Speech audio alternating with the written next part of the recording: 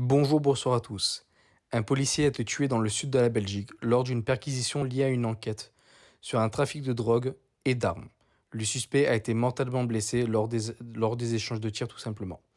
Tué sur le coup, le policier a perdu la vie lors donc d'une perquisition à Charleroi, au sud de la Belgique, dans le cadre d'une enquête pour trafic d'armes et de drogue. Deux autres policiers ont été blessés lors de la fusillade, dont un en état encore critique. Donc en gros, ce qui s'est passé, c'est que vers 6h30, donc peu après l'arrivée des unités spéciales de la police fédérale, l'homme en fait se cachait derrière la porte qui était entrouverte, arme à la main. Et il a quasiment vidé le chargeur en fait en prenant pour cible donc les policiers.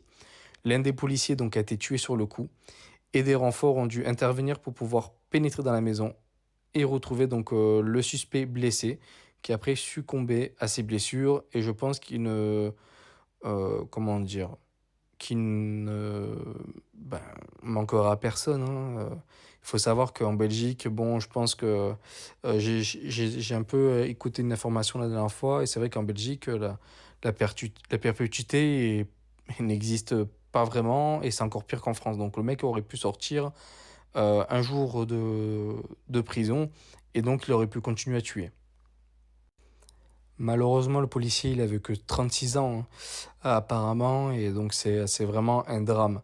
Euh, je comprends pas comment ça se fait. C'est vrai que j'aurais bien aimé voir comment la police est intervenue, parce que généralement, dans ces genres de choses, on a quand même, parce qu'apparemment, c'est un suspect quand même qui était jugé comme assez dangereux quand même.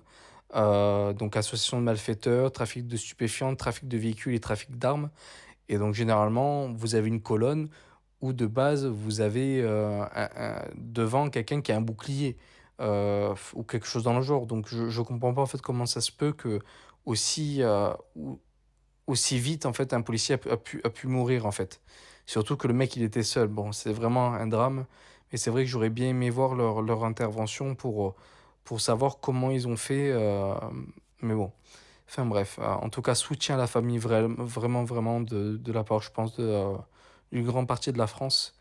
Et voilà, c'est vraiment honteux, 36 ans, et il est mort pour avoir servi son pays, quoi. Voilà.